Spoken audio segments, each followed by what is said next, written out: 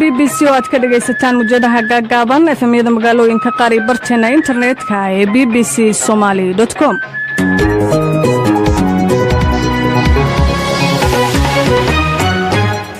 wanaagsan khiyaarteena dhageysatay saacada Afrikada Bari waa 7 aroornimo waana maalin Khamiis ah taariikhduna tahay 16 bisha November.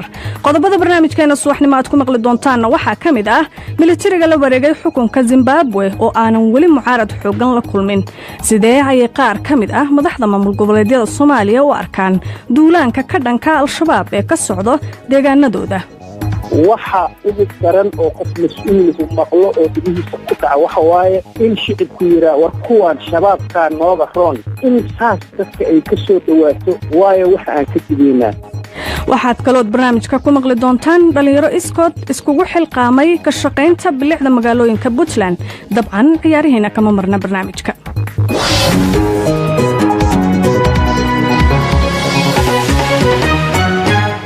soosaaraha barnaamijka waa Badar anigoo Bushra Nuur Maxamed ayaa idin la socodsiin doona hase ahaatee aan ku hormarno wararkii BBC-da iyo Xasan Xiibe. maatanid Bushra militariga Zimbabwe ayaa mucaaradad yar la kulmay haddana si buuxda gacanta ugu dhigay dalkaas. dad badan ayaana xilalkoodii laga xayuubiyey marka laga reebo madaxweyne Robert Mugabe oo 93 jira. dad badan oo ay xulafo ahaayeen xaaskiisa Grace ayaa garabkeeda ka baxay. haweeneydaas oo soo shaabaxeedu uu horseeday inay militarigu soo farageliyaan xaaladda. midowga Afrika ayaa sheegay in loo xaqiijiyay in xaaladani ay tahay mid ku meel gaar ah oo aysan ahayn afgambi.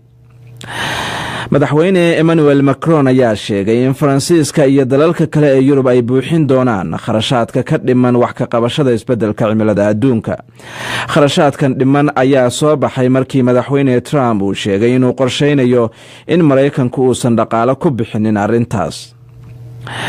Ra'iisul wasaaraha Greega Alexis Tsipras ayaa ku dhawaaqay baroordi qaran oo loo sameynayo dadka ku dhintay daadadka. ilaa iyo hadda waxa la og yahay geerida 15 ruux waxaase laga yaabaa in ay intaas ka sii badato geeridu. dhulgariir naadira iyo dhaqdhaqaaq sii socday ayaa ka dhacay Kuuriyada Koonfureed kaas oo 1500 oo ruux dhigay hoy la'aan dhaawacayna in ka badan 50 ruux. dhulgariirkan ayaa cabirkiisa lagu sheegay 5.4 ayaa ah midkii labaad ee ugu awoodda badnaa ee abid ka dhaca dalkaas. ugu dambayna madaxweyne Macron ayaa ra'iisul wasaaraha Lubnaan Saad al-Hariri iyo qoyskiisa ku martiqaaday in ay Faransiiska tagaan laakiin wuxuu carabka ku adkeeyay in uusan magangelyo siyaasadeed u fidanaynin. madaxweynaha Lubnaan ayaa Sacuudiga ku eedeeyay in ay xileen Hariri kaas oo bishan horaanteedii booqasho ku tagay magaalada Riyadh sheegayna in uu iska casilayo ra'iisul wasaaranimadii Lubnaan. warkii dunidana waa naga intaas. Bushra mahadsanid Xasan dhageystayaal u diyaar garooba qaybaha kale ee barnaamijka. aan ku bilownay sidaad warkaba ku maqlayseen militariga la wareegay awoodda dalka Zimbabwe ayaa ilaa haatan aan la kulmin mucaarad xoogan. dad badan oo ku nool caasimadda Harare waxa ay qabaan in madaxweyne Mugabe oo ah hogaamiyaha dalkaasi xukuumaya tan iyo intii uu qaatay xornimada in hawsha xafiiska loo fududeeyay. xaaska Mugabe ayaanan meelna lagu ogeyn iyadoo waliba lagu eedeynayo inay ahayd sababtii militariga ku kaliftay inay talaabadan qaadaan. haddaba wararkii ugu dambeeyay ee BBC-du ay arrimahaasi ka qortay waxaa soo koobaya Axmed Badar. qaar badan oo ka mid ah dadka reer Zimbabwe ee ku sugan caasimadda Harare ayaa aqbalay in hogaamiyaha kaliya ay yaqiineen tan iyo xorriyadii xafiiska laga qaado. qaar ka mid ah dadkii ay isku dhawaayeen ayaa isaga dheeraaday xaaskiisa Miss Grace oo iyadu ahayd qofkii horseeday in militariga ay soo farageliyaan xaaladda Zimbabwe.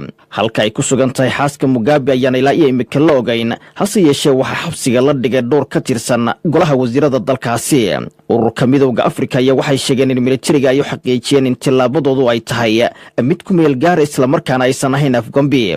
gudoomiyaha midowga Afrika Moussa Faki Mahamat oo ku sugan Washington ayaa sheegay in ururka ay ka soo horjeedaan isbedel waliba oo aan dastuurka waafaqsanayn lagu sameeyo dawladda. Effectivement cette question s'est développée alors que j'étais en voyage pour Washington. dhacdadani waxay soo baxday aniga oo wadada ku sii jira oo ku sii jeeda Washington. waan la soconay xaaladaha isa soo taraya ee ka dhacaya. milatarigu waxay noo xaqiijiyeen in tani aysan ahayn afgembi. sida aad la socoto midowda afrika waxay ka soo horjeedaan in dowlad lagu bedelo si aan dastuuri ahayn. tanina waa mabaadi'da gundhiga u ah midowda afrika. isla markaasna waxaan cambaaraynaynaa in dowlad lagu bedelo ciidan haddii ay ahaan lahayd milatari ama mucaarad hubaysan. constitutionnel par la voie des armes, que ce soit militaire ou rébellion, est systématiquement condamné. madaxa midowda afrika Alpha Conde ayaa isagu dhankiisa sheegay in waxa ka dhacay Zimbabwe uu muuqdo afgembi, waxauna ku baaqay in sida ugu dhaqsiyaha badan dib loogu soo celiyo amarka iyo kala dambeynta dastuurka ku dhisan. xogayaha guud ee qaramada midoobay Antonio Guterres ayaa ugu baaqay dhammaan dhinacyada Zimbabwe in ay isxakamayaan. wakiilla ka socda urur goboleedka wadamada koonfurta Afrika ayaa gaaray Harare si ay gacan uga geystaan dhexdhexaadinta. waa mahadsan yahay Axmed Badar. wali arrimaha Zimbabwe ayaanu ku guda jirnaa dhageystayaal. waxaa stuudiyaha igula sugan Dr. Ibrahim Faarax Bursaliid oo ka faalooda arrimaha caalamka. Ibrahim, subax wanaagsan. marka xigta xaaladda dalka Zimbabwe oo hadda ku jiro maxaa lagu micnayn karaa? bismillaah, subax wanaagsan Bushra. ilaahay hadda lama yaqaan. waxaa jira noocun afgembi, waxaa kaloo muuqata xaalad degdeg ah oo aan dastuuri ahayn. si kastaba se waxaad moodaa in uu jiro isbedel siyaasadeed oo ay ciidamada reer Zimbabwe howlwadeenna ka yihiin. waan gartay. militariga waxay yiraahdeen annaga Mugabe uma jeedno oo waxaan doonaynaa dad dambiilayaal ah oo madaxweynaha ku xeeran. yay noqon karaan dadkaasi? bushra, ereyga dambiilanimo u baahan laftigiisa in la qeexo. si kastaba se ilaa hadda dambiilayaasha siyaasadeed la yaqaan waxaa ka mid ah marwadii hore marwada madaxweynaha Grace Mugabe, taageerayaasha Mugabe ee xisbiga ZANU PF, iyo cid kasta oo khatar ku ah sida ay ciidamada wax u arkaan. waxaa xataa soo geli kara dambiilayaashan siyaasadeed xubno badan oo aan Mugabe shaqo ku lahayn laakiin diidi kara damiir ahaan qaabka iyo isbedelka hadda sida uu ku yimid. militariga waxa ay sheegeen in waxaan ay sameynayaan uusan afgembi ahayn. marka muxuu noqon karaa? way ka gaabsanayaan xataa marka la fiiriyo midowda Afrika qaabka uu u soo dhigay in aan loo baahnayn in hay-adihii dastuuriga ah ee reer Zimbabwe la bedelin. midowda Afrikana cadaadis badan baa ka yimid. koonfur Afrika madaxweynaheedana sida hadda aan ka warqabno dadaal diblomaasiyadeed oo qarsoon baa isagana ka socda. marka way cadda inuu afgembi yahay laakiin waxay diidayaan in shaqaaqadu isu bedelo halreynsi ku meel gaara oo xeeladaysan loogu baxo hanaankan ka duwan oo siyaasadeed oo aan Mugabe madax ka ahayn reer Zimbabwe ay ku qanacsan yihiin.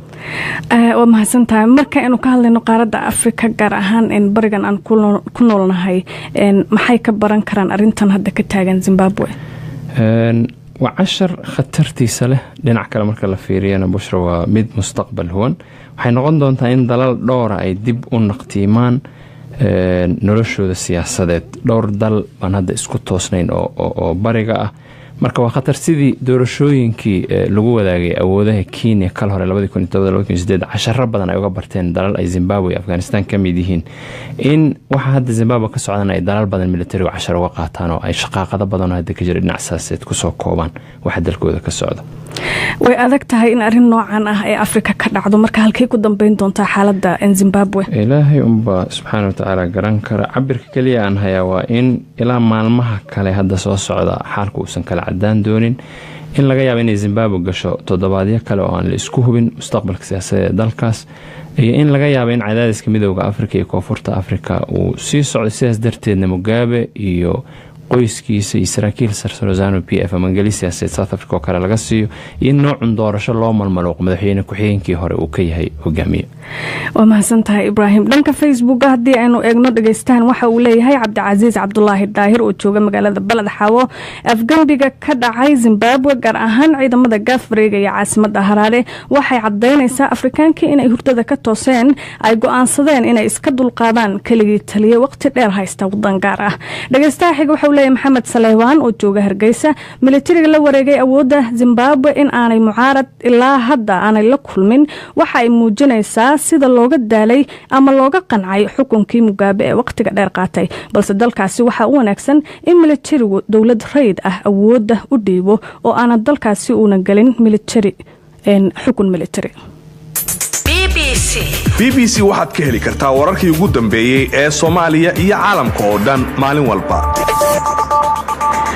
waa tahay dhageystayaal haatanna Hirshabeelle.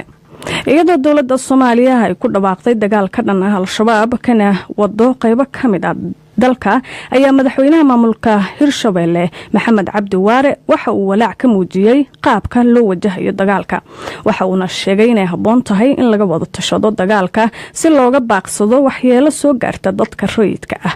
Madaxweyne Waare ayaa hadda howlgallada ka socda deegaanadaasi iyo walaaca uu ka qabo waxa uu uga waramay wariyaha BBC-da Bashiir Maxamed Caato.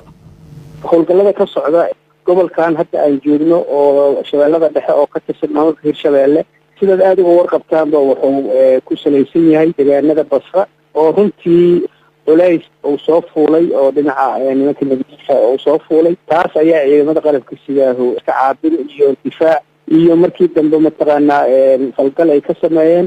arrintaas halkaas ka socotaa. madaxweyne waxaa la sheegay inaad ka soo horjeesatay duulaanka ka dhanka ah al-shabaab ee ka socda degmada Balcad iyo deegaanada kale ku hareeraysan. marka warkaasi ma jira, haddii uu jirase maxay tahay sababtu? runtii qof muxuu ahay Soomaaliya oo damiir leh oo mas'uuliyad haya miday doontaba ha la ekaatee ayadoo wixii dhacay la og yahay oo 14 October ay u dambayso oo tiinaas hablood ay ku xigto. anigana muxuu arrintaas ma mudmin, qof kastoo mas'uulane ma mudna. mas'uuliyaddu waxay leedahay la xisaabtan, mas'uuliyaddu waxay leedahay wada tashi, mas'uuliyaddu waxay leedahay jid fiican in la qaado. waxa ugu daran oo qof mas'uulku maqlo oo dhibihiisa ku dhaca waxa waaye in shicibku yiraa war kuwan shabaabka nooga roon in saas dadka ay ama ka yeerto ama ka soo dhawaato waayo waxa aan ka dibeynaa. haddii taasu ay tahay arrin aan wanaagsanayn adidkaan idin dhaafay iyo inta dhibeysanaysa. laakiin waxaan kuu sheegaa in la yidhaahdo muxuu ahay lama xisaabtami karo ama lama wada hadli karo ama walaac lama muujin karo ama lama tashan karo, taana loo bedelo dagaalka uu kasoo horjeedaa. waa arrin runtii aad dhibaato u leh. maxay tahay marka walaacaad ka qabtaan howlgalladani? anigu 25 sano sidaan kuu sheegay waddankan jooga 10 sano kamid waxaan u shaqeynahay hay'ad la yiraahdo Lanqayrta Cas Caalamiga oo mas'uuliyadda ugu weyn ay tahay inay welwel ka muujiso saameynta colaaddu ku leedahay dadka shacabka. madaxweyne waxaad ii sheegtay in walaaca ugu weyn aad qabtaan ay tahay badqabka dadka rayidka ee ku sugan deegaanadaasi. marka ilaa imika miyay jiraan dad rayid ah oo dhibaato ka soo gaartay howlgalladani? walaacaasi aad qabtaan dowladda federaalka ma ku wargeliseen oo ma u sheegteen? runtii muxuu ahay meel dagaal ka dhacay dhibaato waa ka jirtaa. deegaankaas waa deegaan beerayey, waktigii roobkaa lagu jiraa, waktigii waxbeerashadaa lagu jiraa. dhaqdhaqaaqii waa istaagay, caqabadii socda waa istaageen. beerihii lama waraabi karo, beerihii lama abuuri karo, lama fali karo. culayskaasaana soo fuulay. waa kala hadalnay madaxda militariga. alxamdulilaahi rabbilcaalamiin wax badanna waa laga qabtay. qofku wuxuu qabta lama qariyo, laakiin arrinta aan kuleylka ka muujinayo oo aan naqdinayo waxa waaye wadahadalkii wanaaggaas dhalay oo hadda muxuu ahay haddaad wacdo magaalada Balcad reyn iyo wanaag iyo qabow ayaa ka jira. wanaaggii arrintaasu dhashay oona ku dhashay wadahadal iyo warsaan naga daaya ku dhashay in haddana intii meel kale laga soo wareegin la yidhaha ninkaasu shabaabkauba mataqaana la jira oo wuxuu kasoo horjeedaa dagaalka. waa taas waay mid aanan la aqbalayn. madaxweyne, qaar ka mid ah maamul goboleedyada Soomaaliya iyo dowladda dhexe waxay dhawaan isku qabteen in wada tashi la geliyo siyaasadda arrimaha dibadda. haatanna waa adiga leh waa in laga tashadaa howlgalladan ay wadaan ciidamada dowladda. marka soo ma muuqato inaad caqabad kale ku noqoteen tallaabooyinka ay qaadayso dowladda federaalka? si arrinta anagu aan keennay oo ah in la tashado hadday dib tahay markaan wada fadilay ayaa la dhihi lahaa war qodobkaas waa ku qaldantihiin. shirkii hadda ugu dambeeyey oo muxuu ahay sheeg aan xamar ku galnay dowladda federaalka iyo muxuu ahay maamul goboleedyada oo madaxweynuhu jeergareynayay. arrimaha ugu muhiimsan ee lagu heshiiyey waxay ahayd in dagaalka culufkaas si siman oo layswada og yahay oo lagu tashaday oo lagu ballamay oo maalimaysan lagu qaado. dagaaladii midba meeshu doonu ka bilowday. ballantaas waa laga baxay. horta annagu waxaan diyaar u nahay inayna wax naga hadlaadin. wixii wax naga hadlaynaana waa ka hadlaynaa. taas xaqaan u leenahay.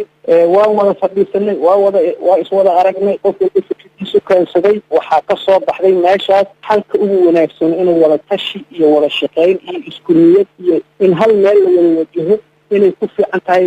goobtii ayayba ka dhalatay in markii goobtii laga soo istaago nin walba waxay la noqoto uu sameeyo oo ninkii doonaa dagaal iska bilaabo oo kii doonaa saadku haysto oo kii doonaa uusan haysan. aniga arrintaas aadaan uga xumahay. warkuu soo aruuri waa hala tashado. kaasi waxa uu ahaa madaxweynaha maamul goboleedka Hirshabelle oo uu waramayay wariyaha BBC da Bashiir Maxamed Caate. waxaad nagala socotaan bbcsomali.com. dhageystayaal haatanna Puntland. dhalinyaro isu tagay ayaa waxa ay deegaanada maamul goboleedka Puntland ka wadaan dhaqdhaqaaq ay wax kaga qabanayaan arrimaha sida gaarka u taabta bulshada. waxay gaar ahaan diiradda saaraan in qurxinta meelaha muhiimka ah ee magaalooyinka ee gacan qabashada dadka jilicsan. dhalinyaradan oo ah kuwa iskood isku xilqaamay ayaa waxa magaalada Garowe ku booqday wariye Axmed Cawil. warbixintan ayuuna ka diyaariyay. ololaha waa weyn oo aad u tir badan wuxuu leeyahay gudoomiye anigoo ma khayr cawada ka gudoomiye ku xigeenna waxa ka shariicaysan shariico xogayna waxa ka aan leeyahay Burhaan Bulxan khasnajiga waxa joogtay gabar Xamdi la dhaho inta kale wuxuu leeyahay gudi ka kooban 17 oo hadii khilaaf yimaado xalliya wax caqabado idinku tahay ma jirtaa hadda tiraahdo hawl baan qabanaya oo bulsho wariba kala aad duwan baan hawl qabanaya caqabad joogtaad u noqonaysa oo taageerta caqabad waxa joog bulshada loo shaqeynay kuwa aan fahansaneenba guriyahayga annoo ka soo tagno hortooda ka shaqeynayno kuwa aan fahansaneenba waxaan qabanayno waad kala kulmaysaa caqabad laakiin bulshada waa bulshada u fiican markaad u sameysay wacyi gelin la hadashid uga sheekayso waxa kan waxaan kuwa aad uga fudud oo qaadanayo arkaya wax wanaagsan ee waxa mid ka mid ah dhalinyarada oo isagu ay ka muuqato inuu shirka uu ka soo daahay ayaa hadda soo galay magacaaga maxamed axmed cali waxaan u degdegayaa shirkan ku qabsanayno howlka kaalo shirkaas aan kaga hadli doono waxyaabo badan aan qaban doono hadda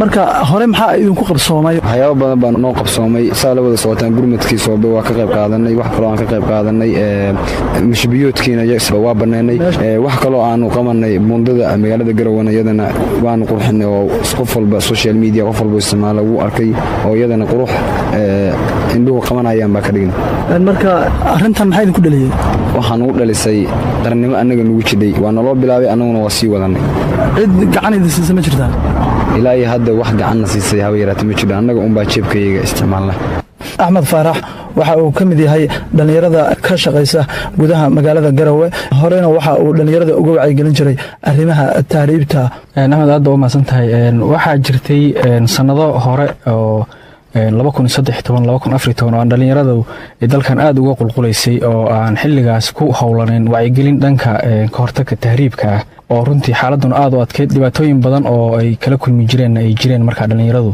haatan waxaan aragnay dhalinyaradii oo iskood isu xilqaantay oo ka shaqeynaysa danta guud dhammaan gobolada iyo deegaamada si iskooda kadib markaan arkay inay u soo jeesteen dhalintu inay dalkooda ka shaqeeyaan waxaan markaas runtii aad baa inay horta farxad gaar ay u ahayd marka maxay kaaga dhigan tahay maanta dhalinyaradii oo dalkoodii gudihiisa ka shaqeynay maxay adiga kaaga dhigan tahay runtii waa wax aad loogu farxo dhalinyaro iskood isu xilqaamay oo isu xilqaamay inay danta guud ka shaqeeyaan halka xilligii hore ay wadanka ka tahriibi jireen oo si kale u arki jireen waa wax runtii aniga dareenkayga runtii aad aan ugu faraxsanahay inaan arko dhalinyaro sidaa u shaqeynaysa runtii aad baan u saboorta gareeyaa dhinac kasta dhanka moralka dhanka shaqada dhammaantood waxa weeye waan isku xirannahay kuwaasi waxay ahaayeen dhalinyaro dib u soo celinaysa bilicda Puntland waxayna u waramayeen wariye Axmed Cawil halkaad wali nagala socotaan dhageystayaal waa BBC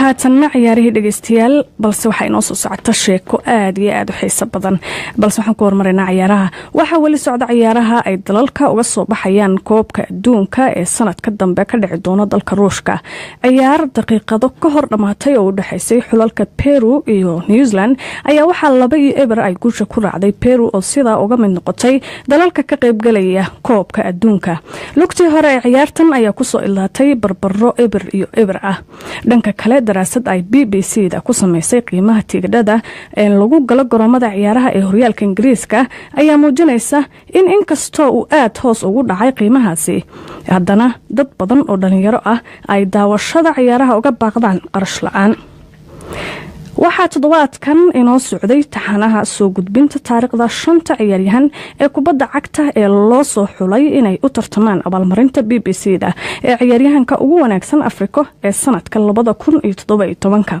maantana waxaan idiin soo gudbinaynaa taariikh kooban oo ku saabsan ciyaaryahan Victor Moses oo kamid ah ciyaaryahanada kooxda Chelsea ee horyaalka Ingiriiska una dhashay wadanka Nigeria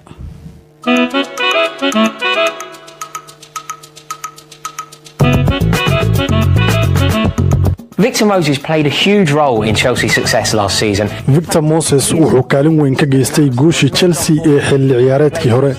runtii waxay ahayd in xirfadiisu ay inoo ogolaatay inaan wax ka bedelno qaab ciyaareedkeena aynuna u ciyaarno qaab aanay cid kale oo ka tirsan Premier League aanay wax ka qaban karin. Nobody else in the Premier League could cope with. When the manager came in, he took me through it and then put me in the position. tababaruhu markuu yimid wuu igala hadlay wuxuuna iga ciyaarsiiyey booskaas waa fiicneed inaan helo taageerada tababaraha uuna i taageero xilligaas wuxuu i siiyey kalsoonida aan ku muujin karo waxa aan qaban karo aad baan ugu faraxsanaa taas waxaan u malaynayaa inaan si adag u shaqeeyay xilli ciyaareedkii hore waan ogahay inaan gacan ka geystay dhowr ama ilaa 3 gool dhalin waxa muhiimka ah waxa weeye inaan ku guuleysto horyaalka. The most important thing is that I won the league. I would say that he is tenacious. waxaan dhihi lahaa waa xirfadyahan dheereeya dhisan diyaar ah oo baahi qaba. Victor Moses wuu ka soo baxay wuxuu u rumaysanaa wuxuu doonayay aadna tababarka u qaatay. Has ended up with a Premier League winners medal. I think I've done very well last season. waxaan u malaynayaa inaan wax wanaagsan la sameeyay Chelsea xilli ciyaareedkii hore guusha Premier League waxay ahayd mid la yaab leh waxa laga yaabaa dhab ahaantii inay ahayd maalmihii ugu farxadda badnaa noloshayda dhab ahaantii waxaan u ahayn dadkii ugu horeeyay ee Afrikaan ah ee u soo baxa koobka adduunka markii aan ka badinay Cameroon xogaha ayay la yaab nagu ahayd waayo waqtigaas ayay ku guuleysteen koobka qaramada Afrika waxayna noqotay ciyaar aad inoogu sahlanayd waxaan isla markaana dhaliyay gool mid kalena gacan ayaan ka geystay. I end up scoring as well and then making an assist. Hello, I'm Victor Moses. waad salaamantiin waxaan ahay Victor Moses waxaan u ciyaaraa Chelsea iyo Nigeria fadlan iyo codee tartanka ciyaaryahanka Afrika ee BBC 2017 Football of the Year.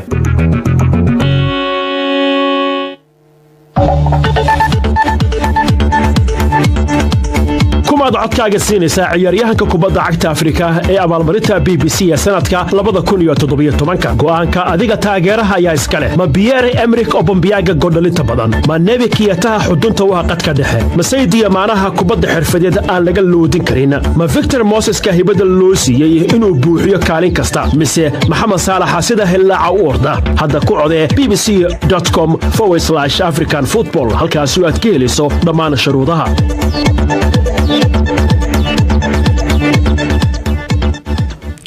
dhagaysta xaaskaaga ma u iibin lahayd katiin diamond ah oo ku kacaysa $34 milyan sheeko ayaa inoo soo socota walow aan ka shakisanahay inay jiraan rag noocaas maanta Uganda haddii aynu aadno dalka Uganda oo in muddo ah ay ka taagnayd abaar ba'an ayaa saynisaanada dalkaasi waxa ay la yimaadeen qorshe cusub oo lagu xalinayo cunno la'aanta haysata qaxootiga dhan 1 milyan ee ka soo qaxay dalka South Sudan kuna sugan dalka Uganda wakaalada qaranka ee baarista beeraha ayaa la yimid qorshe lagu horumarinayo nooc ka mid ah digirta loo yaqaan Nabe 15 taasoo u adkeysan karta baa la yiri abaarta wariyaha BBC da Patience Atuhura ayaa warbixintan ka soo dirtay waqooyiga Uganda waxa soo jeedinaya Cabdinaasir Bashiir saxan saxo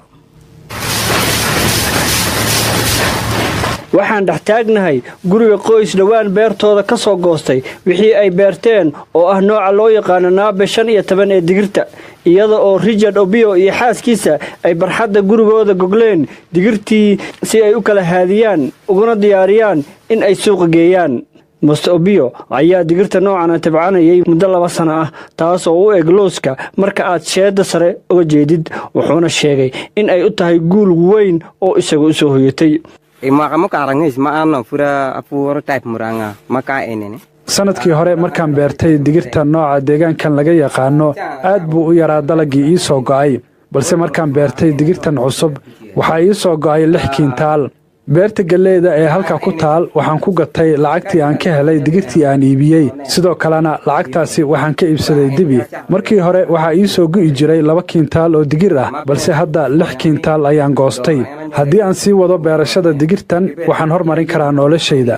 inoona dhaqaatiir weel ma teeqbeeno naana waytino bebeera ma dhaqano tiye ma beena ka ameed kara naana way balaaqa kuwana 35 jirkan waa beeraley kuwa yaryar oo ku nool degmada Nogoya oo ku taala galbeedka magaalada Gulu isagoo sidoo kale beerta galeyda maxogga bataataha iyo miro kale wuxuuna sheegay in xitaa dariskiisa markii ay arkeen wanaaga digirta Nabe 15 in ay ka qaateen inay beertaan. balse halka shaqada rasmiga ay ka socoto waa aseendooyinka wakaaladda cilmi baarista beeraha qaranka oo u dhow magaalada Kampala. beerta Obiyowna u jirta 300 oo kiiloomitir halkaas oo lagu bacriminayo noocan digirta ah oo la sheegay in ay ka taran badan tahay noocyada kale. saynisyahanada aseendooyinkan ku sugan ayaa rajaynaya in noocan cusub ee digirta ay adkaysi u yeelan doonto abaaraha iyo weliba cayayaanka dalagga gala. cilmi baarayaasha ayaa rajo ka qaba in digirtani cusub ee la bacrimiyay ee qayb ka qaadan doonto in isku filnaan laga gaaro raashinka xilli dalka Uganda 29% carruurta ku nool ay la liitaan nafaqa darro. digirtani ayaa waxa loo qaybiyay qaxootiga ka soo qaxay Suudaanta Koonfureed ee Uganda ku sugan. Dr. Dabisa Caraba waa agaasimaha guud ee Afrika ee xarunta caalamiga ah ee beeraha dhulka kuleelaha ah. Different varieties have different characteristics. noocyada kala duwan ee digirta ayaa leh sifooyin aan isku mid ahayn. qaar waxay u adkeysan karaan abaarta, qaarna kuleylka, halka kuwa kalena ay leeyihiin nafaqo badan. markaan ka hadlayno in dalalka loo diyaariyo sidii ay ugu adkeysan lahaayeen dhibaatooyinka ay ka midka yihiin colaadaha iyo isbeddelka cimilada, waxaan u baahannahay in noocyada cusub ee cuntada ay noo shaqeeyaan. markaasi waxaan noqonaynaa dad aan dhibaatada ku baraarugin ee ka hortagi kara. Then we are able to move away from reacting to be more proactive. shaki ma lahan in Kuanda oo Uganda ku taala ay ka mid tahay meelaha muddo 20 sano lagu kaydin karo miraha digirta iyada oo lagu ridayo qolol qabow, waana halka uu yaalo mustaqbalka beeraha ee Afrika. saxan saxo aad ayuu u mahadsan yahay. waxa uu inala socodsiinayay warbixintii wariyaha BBC da Patience Aduhura ay inooga soo dirtay Uganda. ka qaybgal barnaamijyada laanta af Soomaaliga ee BBC oo noogu soo dir fikradaada ama aragtidaadu waxa ay tahay text message. telefoonka nambarkiisu yahay 4477862000 kadiba waxa ay kula tahay BBC Soomaali. waa tahay dhegeystayaal haatana sheeko ka duwan sheekooyinkii aad maanta dhan maqlayseen. katiin diamond lagu xaraashay 34 milyan oo dollar. katiinkan waxaa samaysay shirkad hagaajisa dahabka iyo diamondka taasoo fadhigeedu uu yahay Switzerland. Axmed Badar ayaa stuudiyaha ila fadhiya. Axmed haye, diamondka muxuu ahaa? katiinkani diamondka ah oo ka kooban 163 dhibcood ayaa waxaa lagu xaraashay Bushra suuq ku yaala magaalada Geneva, waxaana lagu iibiyay 33.7 milyan oo dollarka Mareykanka ah. waxaana la aaminsan yahay in ay tahay katiinadii ugu weynayd ee nooceeda ah oo qiimahaasi markaasi la siiyo.